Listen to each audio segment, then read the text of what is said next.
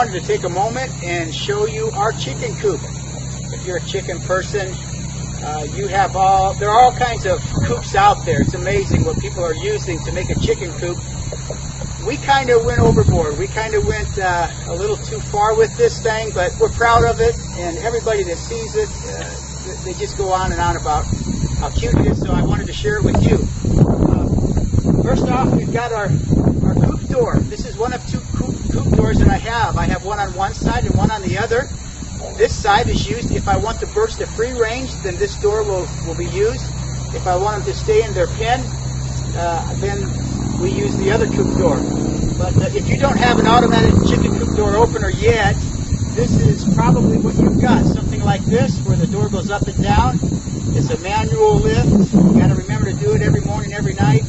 And if you're interested, we'll set you up with a automatic door opener here. So I wanted to show you that. As we come around, we tried to make our building as authentic looking as possible.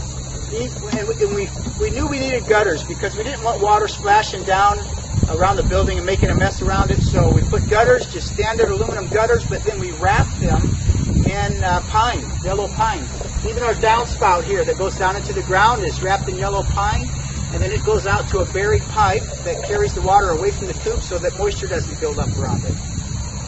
Okay, and here we are at the front of the coop, and one of the things that we did is, the way that we built this is we wanted to be able to get to our eggs without having to go into the house every time we wanted to get our eggs. And so these are the egg laying boxes. As you can see, there's 8 of them here. We have 28 birds in here, and they share the boxes. And it's just a basic matter of lifting it up, reaching in and grabbing the eggs. Of course, the hens don't normally sit right there. They'll get off of their eggs after they lay them. And then, because our lid was a little bit heavy, went to Menards and bought some slow release springed hinges there that takes a little bit of the weight off, so that when it closes it doesn't hurt anybody. But it's still heavy enough that a raccoon or another animal can't lift that thing up. And if you are concerned about that, you can always put just a simple little hook latch on there. And you can see our windows, and the windows have a screen. We wanted the windows because we wanted the building to look authentic, but we also wanted to make sure that when it was ventilated, that air was going through, that an animal could get up here and climb in. And so we've got screen on the inside of that, and I'll show you. Actually, it's just I think they call it the 1/4 inch. Some people call it rabbit hutch wire, but just a 1/4 inch wire mesh. And I'll show you how we did that here in a moment as well. I wanted to take just a moment and show you our pinned area. What we've got here is, these were 10-foot sections that somebody had given me, and I believe it's just like a dog kennel fencing, that you put them together and you can make a dog kennel. And what we did is we used them for our entire pen area here, went around it. And I was a little concerned because we have mink in the area, and our farmer neighbor, all 25 of his chickens were killed in one night by a mink. And mink can get through these small little holes in the fence. And so what we did is we went around with the standard chicken wire, kind of wrapped this fence with the chicken wire as well. And so the dog kennel fencing just kind of supports the chicken wire. And then that way nothing can get through there. One other thing we did I want to share with you is that when I put my fencing down, I didn't just put it in the ground, but we dug a trench about 1.5 feet deep, and then we took some wire and we laid it in there, patted it down, and then we bent it up and set our fencing right on top of that. That way a coyote, which we have in our area, different animals can't dig down and go underneath the fence. It's completely, they'd have to dig down about 2 feet before they were able to get to where the wire's at, where the wire's not there anymore. So nonetheless, I wanted to show you that. And you can see the top here is just rebar. We took a rebar and bent it and stuck it down in the hole, and then we wrapped our chicken wire on the top because we have hawks, and the hawks can come down and grab them out of there, as well as the owls. And so that's how we protected the top. That way, when I'm not home and the chickens are out here in their pen area, I know that they're 100% safe. Okay? And you can see I also gave them a little, just real quick, just threw some 2x4s together and made them a little perching thing so that they can perch. They have water out there so that in the daytime, if it gets too hot, they've got water, and I know they've got everything that they need. All right, well, we've got happy chickens. And I want to take just a quick moment and show you what we've done in here. I'm still experimenting with the perching.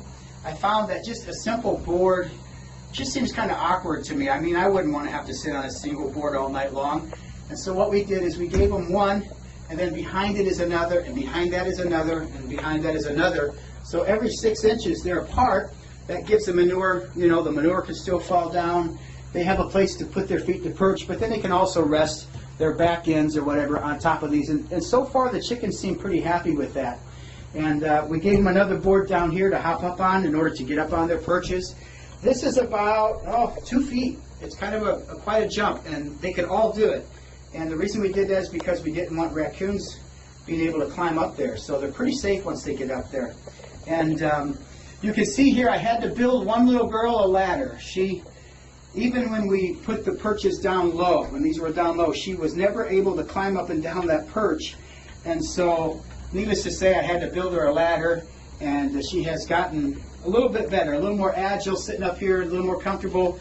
And I think I've seen her jumping up on the perches on her own. So I'm about ready to take that ladder away. It was just there for training for her, I guess.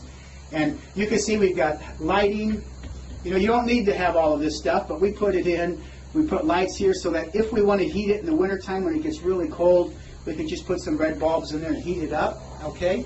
And what else? Here's their door that they go in and out. And I wanted to show you this. This is the wiring around the windows. And this is just a cheap little window that we bought at Menards with just a screw, I think, is all we have in the bottom to create the hinging effect. And this is just a basic latch. And what my carpenter did was he took the wire, stapled it, kind of cut it to the size, and then he bent it, kind of bowed it, so that the window can never open any farther than that. And you can see the latch here.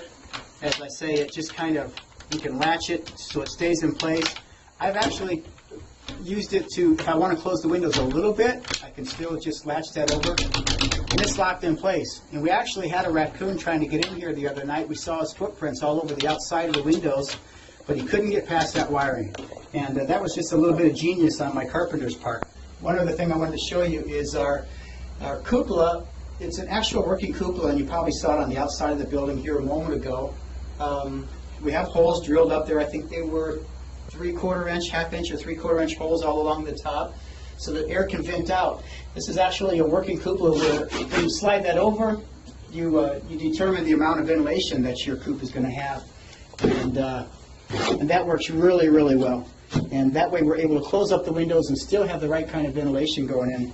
And then lastly, I wanted to show you the nesting boxes. You know, just like anybody's nesting boxes, I suppose, but that's where the girls lay their eggs, and that's where it all starts. Oh, hey, one last thing I want to show you, and that is our door. This is my door installed, okay? And if you're interested looking at the automatic chicken coop doors that we offer, this is mine installed, and I have mine on a timer. You can also set it on a photo eye that will close in the evening and open in the morning. I'm a little worried about doing that with mine, in case of a storm, and in case it gets dark too early or something, they'd be locked out. But here's my door, and you can see flawlessly goes up and down. And the girls, when the girls are up on their perches, it closes, and so there's never a problem. And there's never a problem with that door hitting the chicken. You can see the door. That door only weighs, 2 or 3 pounds. It's not going to hurt them. If it did touch him, they'd jump right out of the way. But even if it did come down on him, it wouldn't hurt him. And that's our door.